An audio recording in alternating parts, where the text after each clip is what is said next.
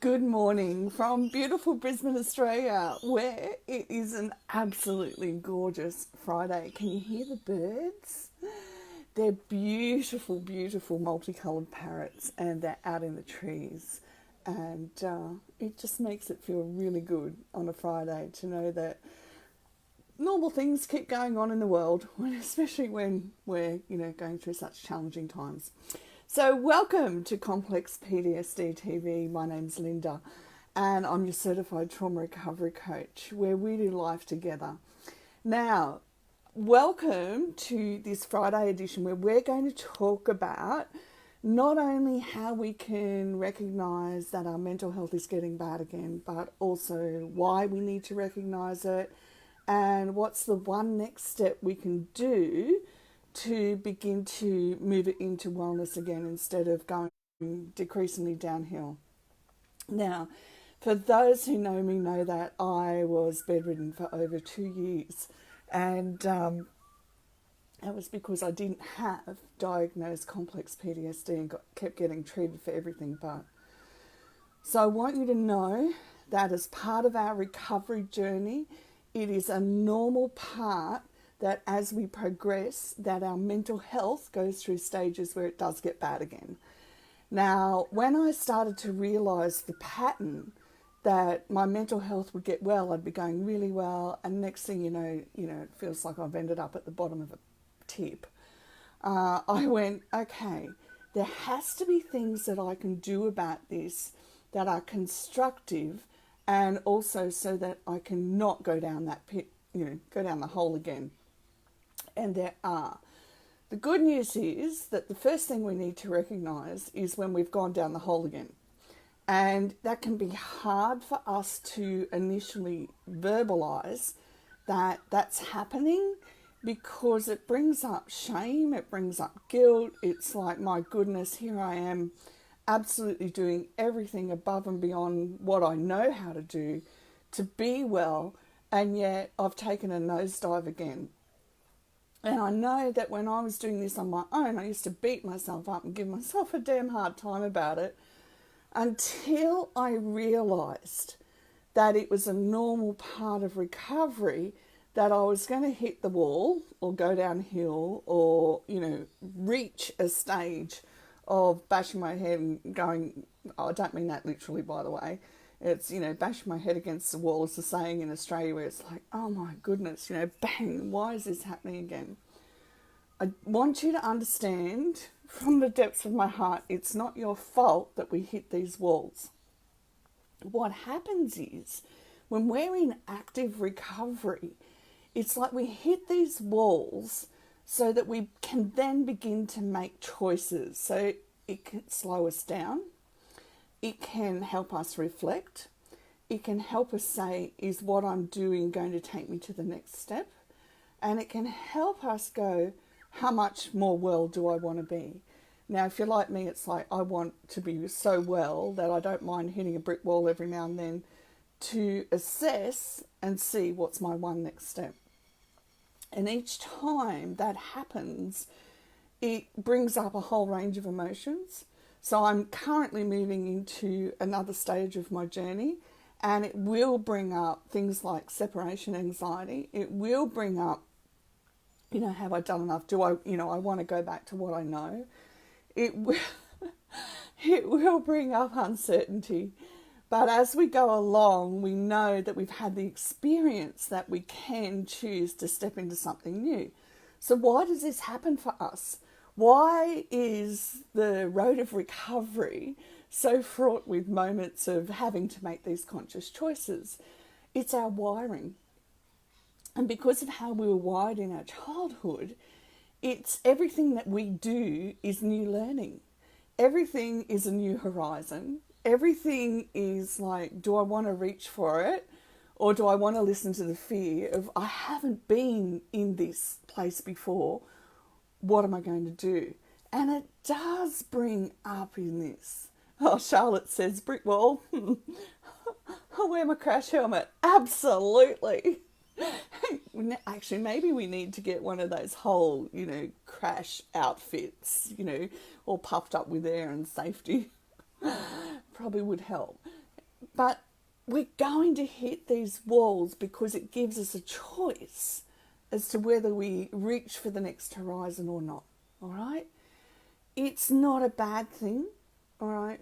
But we do learn how to manage each step individually, all right? This is where therapists find it really hard with complex PTSD because it doesn't fit in a box because we're all different, all right? But I want to go through a couple of things that may be happening for you at the moment, all right? So if you're feeling hopeless, own it. Say, this is how I'm feeling. I'm feeling really hopeless and that everything's out of my control. Because when we own it, then we can then begin to say, okay, I can relax and I can say, what is my one next step in my life today? How can I bring hope back into my life today? And we can do that. That's the thing. We have the ability to do it once we've learnt how to have our voice again and say, it's okay that I'm feeling these negative things or these negative situations are happening. Because once I do that, I then give myself the power to say, well, if I'm powerful enough to own what's happening for me, I'm powerful enough to reach out into our community, into our Facebook community for starters, where we do life together. We can ask questions and we can get lots of input and we can learn from it. Because with complex PTSD, we don't know what we don't know. I should make that a thing. We don't know what we don't know, so we need people to help us along the way. That's why we do Together We Can, because along the way, interacting with other people, it helps us incredibly. Think about the trauma that you experienced. It happened in relationship. So we need these relationships. And yes, online relationships do help us. I have a client who has had the most incredibly brutal upbringing. But they've been in a marriage for over 2 decades. And I knew that once we began to work together, I knew that there'd been a lot of healing in that relationship. So that what they needed from me was certain parts, and that's okay. It's beautiful. But that doesn't mean we head off and have a relationship. Because if you're like me, I'm so busy doing my work, I don't have time for a relationship. But what we do is seek healthy, safe relationships. And I have lots of those in person and online. And it does help us. And it does provide us with a place where we can be safe to say, I'm feeling hopeless. I notice that I'm withdrawing socially because it feels safer to withdraw socially than to interact because I don't have answers. One of the best things we can learn to say is, I don't have answers. I'm sorry, I just don't. I don't know what your answer is, but we can sit together and we can work it through. We can Google, we can reach out to other people. We can learn that we're safe to reach out as well. If you're having difficulty sleeping, get into the trauma-informed movement group and learn how to do it. It's very simple. Or, very basics, get a breathing app. Now, there is a breathing app called Breathing App. Put it on your phone, sit in bed with it, and do the breathing. Now, the one thing you don't want to do with complex PTSD is do breathing that makes you hold your breath. It has a very great capacity to trigger you into fight, flight, freeze or fawn, because a lot of those times we're holding our breath to function through whatever it is that we're feeling unsafe about. So you want to develop a healthy habit of breathing in and breathing out, and keep your mind focused on the breathing and feeling it going in and out of your body, and it will help you get back into a good sleep pattern. I did this, I have to try and think now, possibly around 8 years ago. I found out that breathing in for 5 seconds and breathing out for 5 seconds is scientifically the healthiest rate of breathing. So what I did was, I used to go to bed at night, because I was like you, like go to, stare at the paint drying on the ceiling, like, help me go to sleep, will you? And so I did this, and other things that I did at the time to help me return to a conscious awareness of my body was put a heavy book on my chest. Some people put a weighted blanket on them. but it made me focus on my breathing and feeling where my body was tight. So another thing that you can do is progressive muscle relaxation, because it goes through your whole body, but do the breathing as well. Our brain is such a drain on our cardiovascular system that it really helps to get things like this happening. And for me in the beginning, just doing the breathing in bed, it fit into my day-to-day life. So I was able to include it more easily than making it separate to my life, which I find if I can't include it in my life, it makes it really hard for me. Be aware if you've dropped out of your normal routine, and do what you can to get back to it. If you've got kids, then get them on board with, okay, we're going to do this together. I used to do this with my kids when we had to do things like housework. So in my day growing up at home, it was like, you do this, you do the bathroom, you do the vacuuming, you do the cooking, and your brother does the lawn. Okay. But what I did with my kids was say, okay, let's go. And we literally do all the house cleaning bit by bit together. All right. And it works really, really well.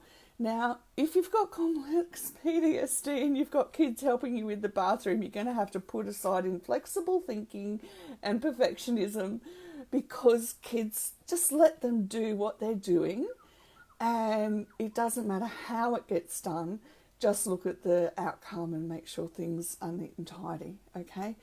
And it's going to teach you as a mum to relax your heart, and it's okay that things aren't absolutely 100% perfect, because we got in there and we did it together. And that will help you and help them get back into a routine as well. And if you're exhausted and overwhelmed, I want you to reach out to a mental health care professional, whether it's your trauma coach, whether it's your therapist, whether it's somebody who's qualified in being able to sit with you and talk about mental health. Reach out to them and be honest with how you're feeling.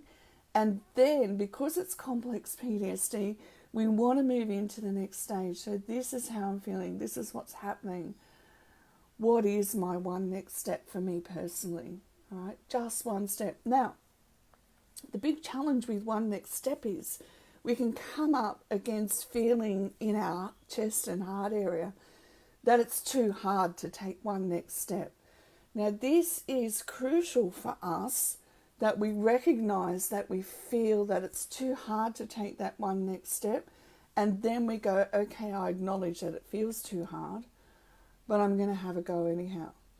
So right at the beginning of my recovery, when I couldn't talk and I couldn't walk, and my greatest fear was if I walked up that hallway, I was going to fall over and there's no one home to help me up. I went, I'm just going to keep taking one next step. Even though I feel like I can't, I want to keep taking that one next step. So now I'm at the stage where I come home from gym. Nick and I have been at gym this morning, and I had to do my trauma-informed movement.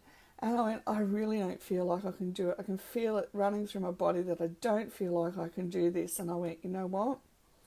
Let's just take one step. And I've talked about before how sometimes I have to get up and I have to say, I hate doing this. I hate that I have to do this. And feel free to do that about the dishes. If the dishes are driving you nuts and I hate that I have to do this, get vocal, because you get the energy out of you while you're doing the dishes, or while you're doing the washing, while you're doing whatever it is you need to do at work. And Lord knows, there's plenty of things at work we hate that we have to do, but if we can vocalise it and be honest with ourselves, it gets rid of that energy, and then we find ourselves taking that one next step no matter what. And it's not a simple psychological, oh, well, get over it. Don't you ever think that. It's not. It's this deep part of us that all of this is new. How do I address it? And we address it by having the experience that no matter how we're feeling, we can do this one step at a time. Be aware that neurologically speaking, as we're doing this, it is tiring. So you may need to sleep a bit more And if you're like me, you find that you sit down, next thing you know, you're asleep. I sat down last night and I thought I'll just sit in my lounge chair and do a couple of things before I get dinner. Next thing you know, I was asleep because I'm doing so much to change what's happening internally. And that's okay. You'll find that too. So be gentle. Be very, very gentle. If you're having difficulty following conversations or concentrating at work, I want you to build an awareness. Are you triggered? All right. Now, triggers, which we won't go into now, come at all different levels. So we can have an emotional trigger. We can actually have the neurological trigger, which sets off our whole internal system, and so on. So I want you to build that awareness in. If that's what's happening for you, then the first thing you've got to do is breathe. All right? Because triggered means that we usually are holding our breath. All right? Unknowingly. I know for me, I spent many years not knowing that I was holding my breath, or shallow breathing as well. Be aware if you're eating more or less, if you're eating good or not good, and that way it might be a sign that you need to address certain things about your mental health as well. But whatever you do, be gentle. Be very, very gentle with you. Be gentle with those around you. Remember, the best thing you can do is get on YouTube and pull up a funny video and laugh, because you get all that energy, you get the laughter, you shift things around internally in ways that we could spend hours doing, but laughter will help us definitely turn things around. Have the most beautiful weekend. Remember to hit like and subscribe and share for all those who right now stand in need, because that's what we do. I love you incredibly, and I honour that journey you're on, and you'll get there. Yeah, that's right, Sean. All strategies without judgment. No judgment at all. Very gentle with ourselves. All right, lovely ladies, thanks for tuning in today, and I will see you on Monday morning. Have a restful weekend. Bye for now.